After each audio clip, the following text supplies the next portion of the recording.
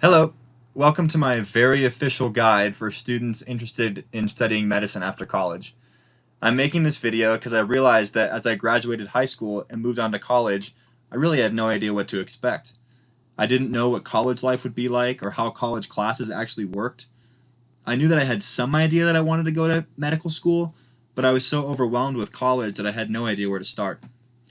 The first thing that I want you to know is that everyone's path to medical school is different, and you should take everything that I say with a grain of salt. There's no exact science to getting into medical school, but regardless, I hope that I can share some of the things that I learned from my experiences so that you can be best prepared for college and medical school should that be something that you're interested in. So my name is Nick. I graduated from Rampart High School in Colorado Springs in 2015. I played varsity baseball there. I loved singing and I performed in the theater a couple of times. I also was an avid skier and a rock climber. I applied to a bunch of colleges after high school, mostly out of state where I could play baseball. But by spring, when I had to choose a college, I realized that I didn't want to leave Colorado. So I applied to the University of Colorado in Boulder 2 weeks before the deadline, and that's where I went. I studied neuroscience at CU Boulder because my dad and I had become fascinated with genetics in the brain while I was in high school. I loved it, and I participated in neuroscience research, and I wrote a thesis my senior year to graduate with honors. I spent time volunteering, and I also auditioned for an a cappella group on a whim my freshman year, and I became the business manager and president for the following 3 years after that. I graduated from college in May of 2019, and I've since been working for a company called Hemosource, where I get contracted to go into the operating room to salvage, clean, and reinfuse the blood that a patient loses during surgery. I've also applied to medical school at this point, and at the time that I'm recording this video, I've interviewed at one school, and I'm waiting to hear back from about 25 others. So applying to medical school can seem daunting, but you only really need to work on four things when you're in college: your GPA, your MCAT score, your letters of recommendation, and your extracurricular experiences. I'll go over each of these in detail, and I hope this doesn't start to feel overwhelming, but I assure you, when you take all of these things in little bite-sized chunks, it all becomes very manageable. I'll start talking a little bit about college itself. I had no idea what to expect when I walked into my dorm, when I toured around campus, and when I sat down in my first couple of classes. College is amazing. You'll meet all kinds of people from very different backgrounds, and people from all over the place. There'll be student organizations for everything, and people who are interested in anything you can think of. I would encourage you to get involved with a couple of student groups right away. Maybe play some intramural sports, join an a cappella group like me, do whatever you want. One of the more difficult parts of college for me was adjusting to some of the new freedoms that I had. For most people, like me, it's their first time being away from their parents. They're having to navigate a new place full of new people, new classes, and having nobody looking over their shoulders to guide them. Learning to balance all these things without anyone forcing you to do any of them is the first challenge in college. The second difficult piece for me was understanding all of the new terms and lingo that was used to describe the process through college. Words like major, words like minor, credit, were things that the college assumed that we understood, but I didn't know, and most of the people that I knew also didn't know.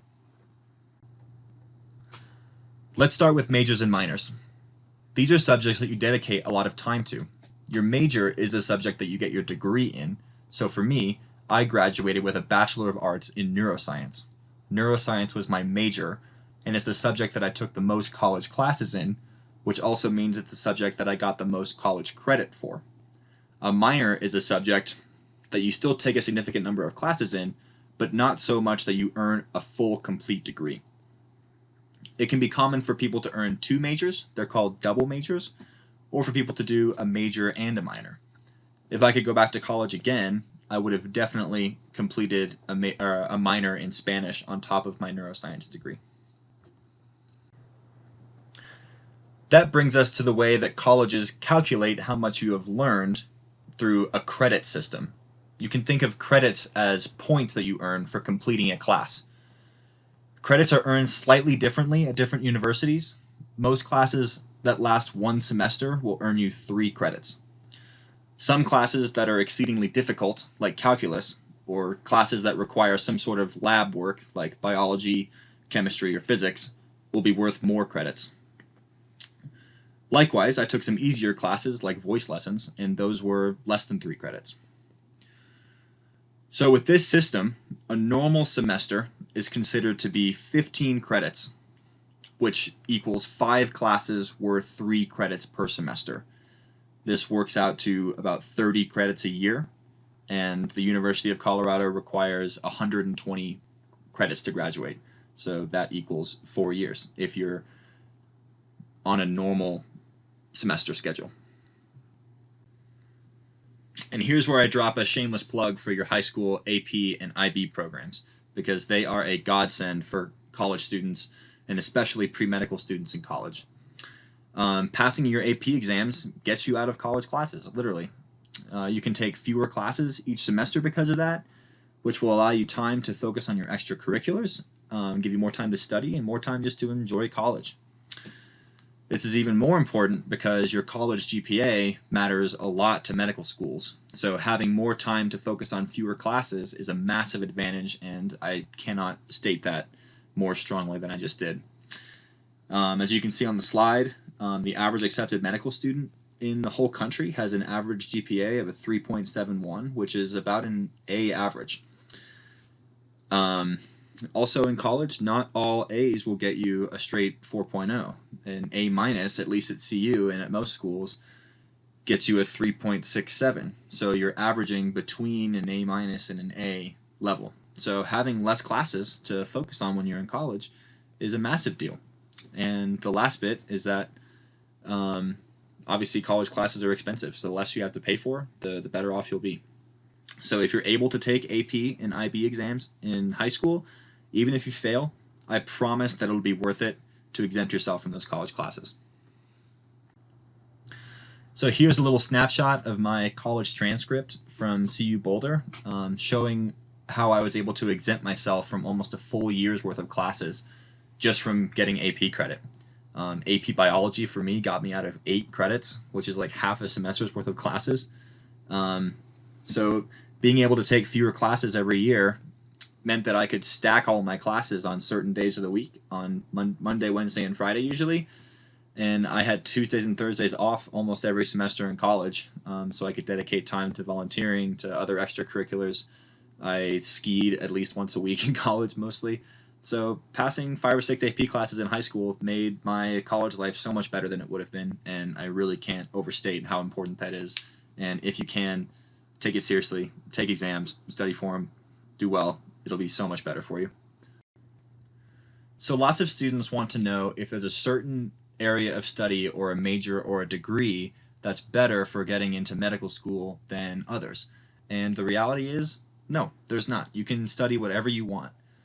There's no requirement for what you have to study in medical school. Many students like me will choose science majors because that's what we're interested in as future doctors, but there's plenty of music and history and classics and engineering majors who end up pursuing medicine. Medical schools will have a list of classes that they require. They're mostly classes that you would need to take to succeed in medical school anyway. The best part about a science major is that typically the classes that medical schools require, you have to take as part of your degree anyway, so you're not having to add a bunch of extra classes to meet the medical school requisites on top of your music or history major.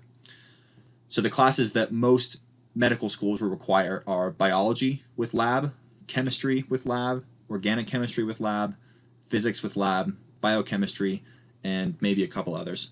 For my neuroscience degree, all of those were already required, so there was no extra work for me. Most universities will have a good academic and pre-medical advising center that you can set up appointments with, and they'll help you plan your classes regardless of your major to also fit your pre-medical school status. They'll help you figure out which classes to take which semesters so you don't have to overwhelm yourself figuring it out on your own. So most of those prerequisite classes that you take as part of your degree and that are prerequisites for medical school are also the subjects that happen to appear on the MCAT, the Medical College Admissions Test, which is sort of like the ACT, SAT, but for medical school. This is the medical school's way of comparing all of the applicants apples to apples with just one standardized testing score, since GPAs can vary so much by college. Now I understand that the MCAT is a standardized test and that there's inherent flaws with the nature of standardized testing, but it's the best they have, and at the moment you have to do it if you want to get into medical school. There's 4 sections on the exam covering subjects that you should have studied when you were in college because all the colleges require these classes anyway. But those 4 sections are biology and biochemistry, critical reading analysis, chemistry and physics, and psychology and sociology. So before you apply to medical school, you have to take the exam and you have to do well in order to be considered. The average accepted medical student scores around the 85th percentile on this exam. So I know I just made the MCAT sound super scary and daunting, but I did that because that's how it's going to be presented to you on the day that you take the exam. They want to scare you out of taking the exam. And if you're like me, you'll be stressed about it and you'll be burned out. And you'll feel overwhelmed because the test is a beast and it covers a lot of material. But the good news is that in reality, the test can be very manageable. You've already taken all the classes that the MCAT covers, so you've already learned all this once. And on top of that, the MCAT is going to ask you questions that would be considered relatively easy or moderate for the class that you took it in. They're not going to ask you the hardest of the hard physics questions or the hardest organic chemistry questions. It'll be more of the basics. So knowing that ahead of time is a big deal, and that can help you study in the long run. So the toughest part of the test for most students, including me, is the fact that you have to recall classes that you took many years ago. Like, imagine me taking a pre-calculus exam right now. I would fail super quickly because I haven't kept the information in my head. It's the same idea for the MCAT. So you can help yourself by saving all of your notes and materials from your biology classes, your chemistry and physics and biochemistry classes, and review them over the summer to help yourself, to refresh yourself. This is one of my biggest regrets in my path to medical school. I felt that I had to completely relearn intrabiology, some general chemistry, and physics because I took them so long ago that I didn't remember them. But if I'd reviewed them briefly over the summer, I would have given myself a huge advantage. So as far as the MCAT goes, that's really all you need to know for now. You don't have to worry about it until you're getting ready to apply to medical school. So all you need to worry about now is that in the summers, just review the classes that are going to be on the exam so you don't forget all of it, and it'll make your time studying a lot easier. So we just talked about your college GPA and your MCAT score. So the next thing that you need for medical school are letters of recommendation, just like the ones that you've asked for or are going to be asking for from your high school teachers and mentors. When you're writing to medical schools and telling them about how great you are, they want to hear from other people as well to make sure that you're not just making all this stuff up, right? So that means that you have to form relationships with certain people in college so that they can write those letters for you. Some medical schools have pre-medical committees. They're pretty outdated and CU doesn't use them, but if your school does have a pre-medical committee, you'll interview with them and then they will write your letter, and that's all you have to worry about. So make sure you check to see if your school has that. But if you don't, you need to get letters from certain people in college. Some medical schools don't care who write your letters, but some do. So you need to make sure that you have letters from certain people. And those people are 2 science professors who taught you, 1 non-science professor who taught you, someone who saw you succeed at an extracurricular activity. This could be like a boss or a supervisor, but they have to know you well enough to write about you, and a doctor or another health professional. So those are 5 letters that you need to get, and if you have those, you'll be golden. For me, I didn't get to know any of my non-science professors well enough to get a letter from them, and I'm expecting that from certain medical schools that will hurt me. So you have to plan in advance who you want to get your letters from. So some tips for getting good letters from your professors and mentors. Before you take a class, decide if the professor is someone that you want to get to know and is someone that you believe will write a good letter for you. So typically a 300-person chemistry class, like the one in the photo, are not the best to make yourself stand out because the teacher isn't going to get to know you very well because they have 300 students.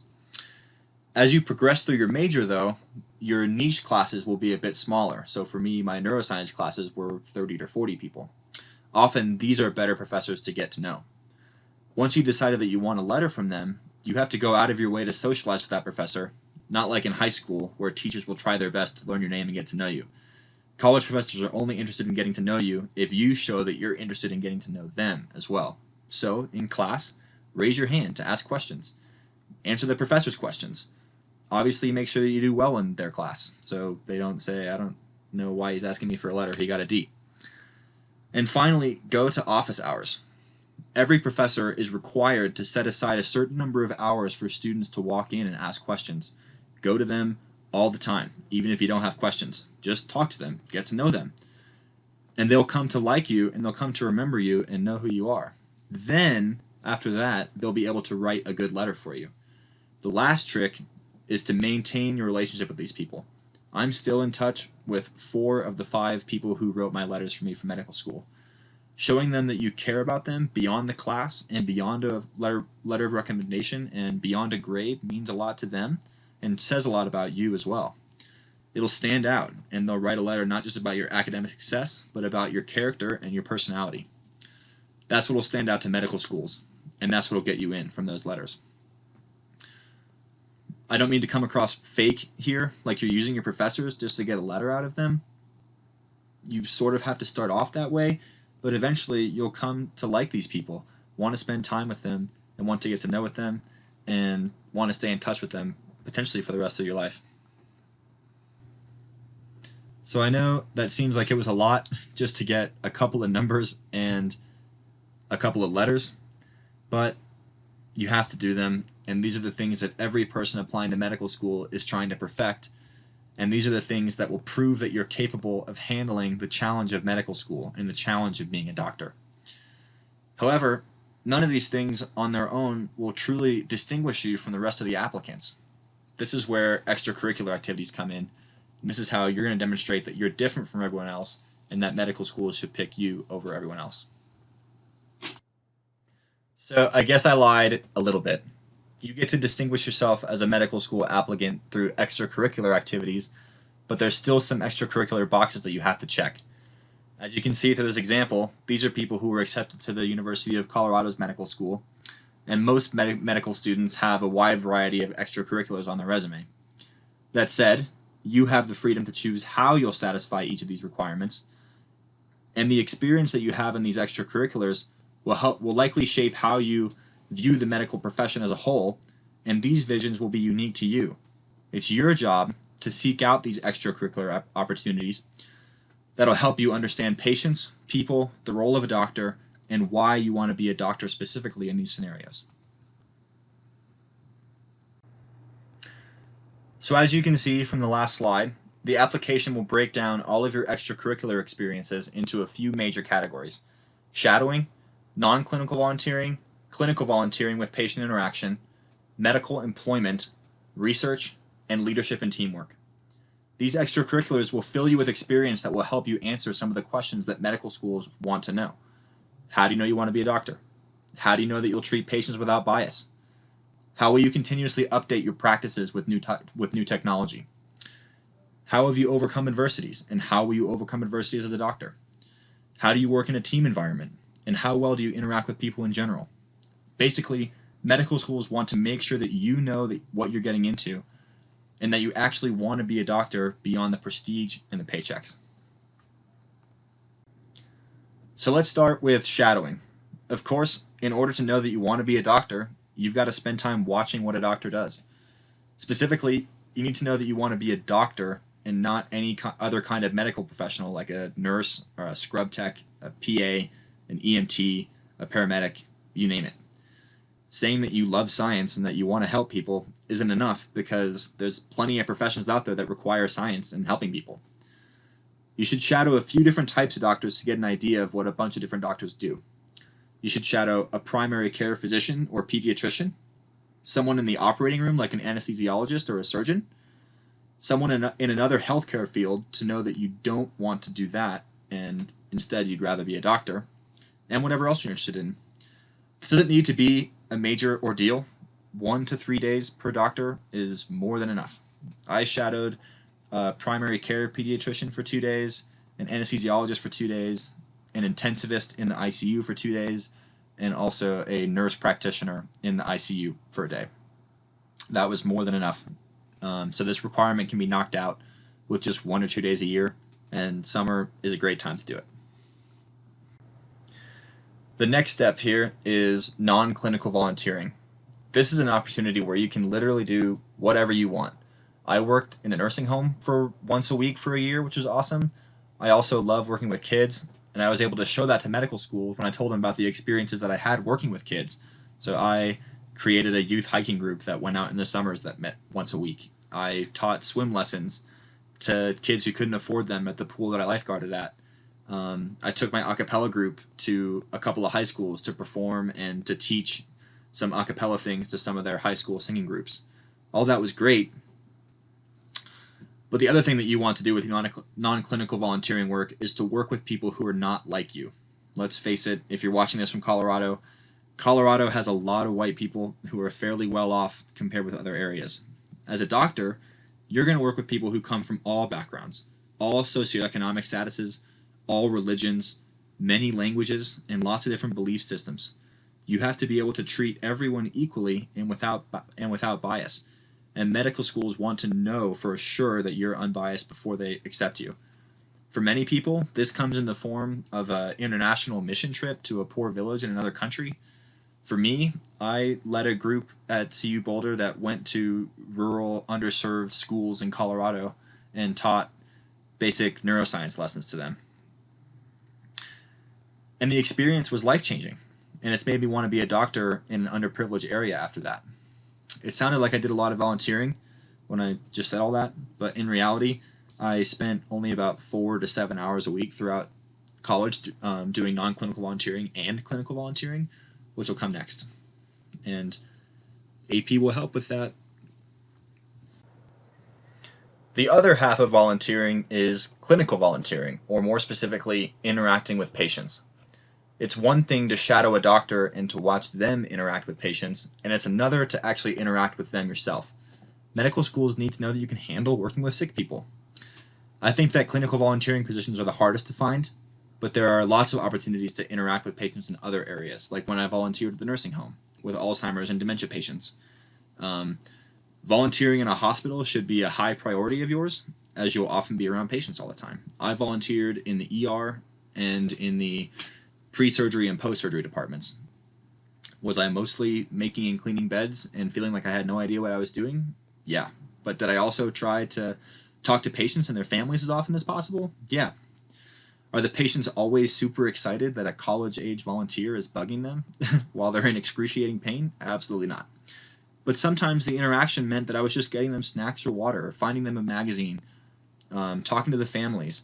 And other times it led to lengthy conversations where you actually got to know the patient and the family.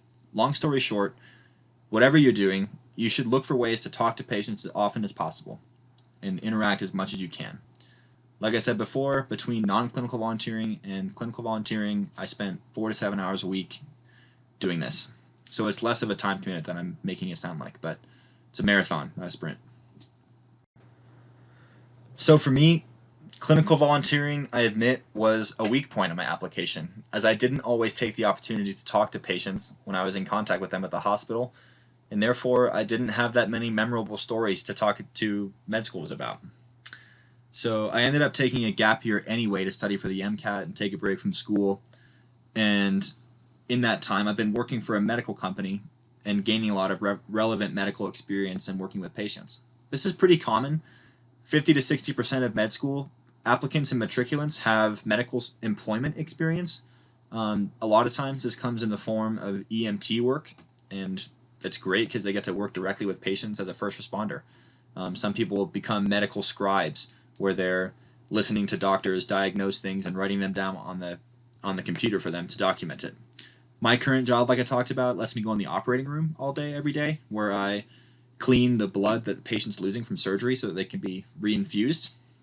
I personally would recommend a gap year for medical employment to everyone, but I understand that lots of students want to go straight from college to medical school with no break. But for the record, don't worry about medical employment when you're in college. This is something to consider mostly if you decide to take a gap year between college and medical school, or if you commit to something like this over the summertime. Okay, I know this is getting a little long and overwhelming, but bear with me. There's only 2 extracurriculars left, and they're both important. The first is research, because medical schools want to make sure that you respect the research process and will consistently update your medical practices with the most relevant and recent studies. Research in college can be a blast because you're often doing experiments that no one's ever done before, but that can also be pretty tedious. My biggest recommendation for this is to get involved with research early, like the first semester of your freshman year early, simply because research labs want to train a person who's going to stay with them for a while and can actually contribute after they've been trained. I got lucky with a professor who ended up liking me, and I had a friend who was leaving that research lab, and they recommended me to that professor. I was very lucky that they took me on, as I could only give them about a year and a half of my time, as opposed to other undergraduate students who were looking at joining that lab who were younger, and would have worked for them for the full 4 years that they were there. Most major universities will have a ton of labs that you can get involved with. At CU, I literally found a website that listed 25 neuroscience labs just at CU. And I emailed all of them saying that I wanted to get involved. If you email everyone, someone will give you an opportunity to do something, and you'll be in. With research, the longer that you're in the lab, the better chance that you have at getting to help write an academic paper and potentially getting published. I'm not published, but I could have been, and I should have been if I was in the lab longer. Publications are a huge deal to medical schools. For me, I was able to help with a few studies, and I got to write an honors thesis to graduate with honors, and that was my saving grace, honestly. I was very lucky that I had the opportunity. And I'm praying that medical schools won't frown upon my limited research experience. But the bottom line is, research is just one of those things that you have to do to get into medical school, and the earlier you get involved, the less you have to worry about. The last extracurricular experiences that you need are ones that demonstrate your leadership and your teamwork skills. Doctors are experts at balancing leadership and teamwork, knowing when to lead the team, but also knowing when to back off and listen to the input from other members of the team. For me, I became the president of my a cappella group, and even though I had no musical experience, I led the group, and that helped me listen to input from other members of the group as well. So you can do whatever you want for this, like lead something, join a team. Don't just use group projects as your excuse for being a team leader. The one thing that you probably shouldn't do is join a frat and become a leader in Greek life. Don't not do that, but don't expect med schools to give you a lot of credit for that when you put it on your resume. So lead a sports team, lead a student trip on the weekends, lead a music group, do whatever you want. This should be a super fun activity, and medical schools want to see you lead and have a good experience doing it. So those are the basic requisites for medical school, and if you're looking for other ways to stand out, there's plenty of other ways to improve your application. First, I'd recommend not giving up on foreign language like I did. I'm a major advocate of that regardless of the field that you pursue, because knowing another language will increase your chances of getting a job anywhere. I know it's hypocritical because I gave up on Spanish, but it's my biggest regret to this day. Also, don't forget to do what you love. I loved rock climbing and skiing and singing, and those are the things that kept me sane during college, and those are the things that are going to keep me sane when I'm in medical school. So medical schools want to see that you've invested time into yourself to do the things that make you happy, and also help keep you from getting burned out from the medical school process and doctor life. And all of my hobbies are central to my story, and I actually ended up talking about all of them pretty extensively in my interviews. Talked about rock climbing, talked about skiing, talked about singing. They want to get to know you, and your hobbies are you. So I know that all those things that I was just talking about can sound really overwhelming if you try to commit to them all at once, but that's the beauty of it all. You don't have to commit to everything all the time. If you're volunteering a lot one week, then lay off a little bit next week and maybe do some research. Like, you don't have to do all of it all the time. So here's what my schedule looked like in college, just so that I can prove to you that I was a normal person and spent time doing the things that I wanted to do most of the time. So 12 to 16 hours a semester was for class. 10 to 20 hours was for studying, homework, definitely not procrastinating, and studying for exams. I worked when I was in college, usually 12 to 14 hours a week at Walgreens because you got to pay for gas to ski. Sang 3 nights a cappella every week. Usually spend about 4 to 6 hours volunteering somewhere, 5 to 10 hours of research. Sometimes those traded off a little bit. Um, and then I spent a lot of time doing the things that I wanted to do, which was rock climb for an hour or two, 4 to 5 days a week, or ski at least a day every single week. And I always had time in the evenings to hang out with my friends too. So it's a busy life, but if you plan well, then you'll be able to do all the things that you want to do in college and prepare yourself properly for medical school. So I know I talked briefly throughout the whole presentation about what my biggest regrets were, but I thought that I would put them all on one slide so you can see what I regret.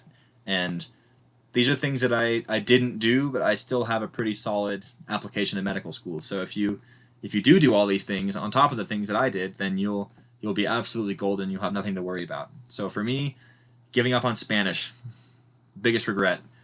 Not getting involved in research right away. I got lucky with that. So get involved with research as soon as you get to college. Not reviewing my notes in between every semester for the MCAT, and I ended up having to study a lot harder and a lot longer, and probably scored a bit lower than I would have if I had done that. Not getting to know a non-science professor to get a letter of recommendation for them. And the last thing that I wish I did, honestly, I wish that I kept a journal of all the meaningful experiences that I had when I was volunteering, when I was shadowing, when I was talking with patients and things. Because for your medical school essays, they're going to ask you to think back about significant experiences that you had. And if you have a journal with a bunch of experiences that are significant to you, you'll have plenty to write about. You'll have nothing to worry about. So if you have time to keep a journal, that's something that I would definitely do if I could do it all again. And you can understand the purpose of all this. There's a lot of hoops that they make you jump through to get into medical school, and it's ridiculous, I know. But medical schools want to know, without a doubt, that you want to be a doctor and that you'll be good at being a doctor, that you can handle a tough academic schedule, that you respect science and research, that you can interact unbiasedly with all your patients and lead your team of healthcare professionals. And furthermore, medical schools get a lot of applications every year. CU receives 11,000 applications usually each year, and they only have 150 seats to give away. But obviously, it's far from impossible to get accepted. It just requires effort and patience. So don't let this dissuade you, because currently it's about 40% of people who apply every year do get accepted somewhere. And I'll talk a little bit about the application process here in just a second.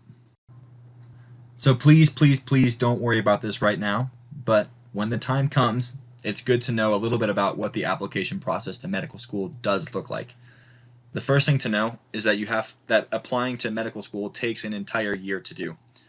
For me to start med school in the summer of 2021, I sent in my first application in June of 2020.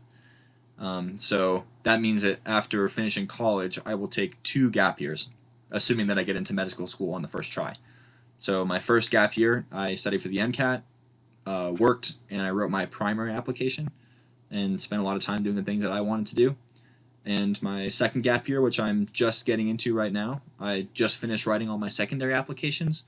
It's interview season, and you wait to get in.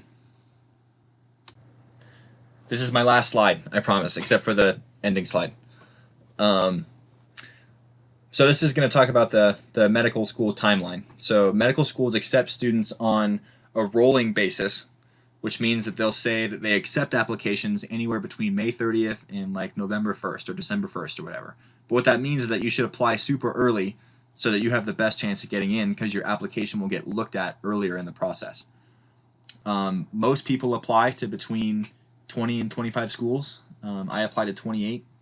It just increases your chances of getting in because the acceptance rates are so low for each individual medical school. They're like between 1% and 3% usually. But when 40% of people get in, it just means that you get in somewhere, you know? So the first step is your primary application. Your primary application is submitted in early June, usually. It's done through a common app service called AMCAS, and it's where you upload your MCAT scores, your transcripts, your letters of recommendation, your extracurricular activities with little snippets about what you learned from them, and a 1.5-page personal statement about why you want to be a doctor.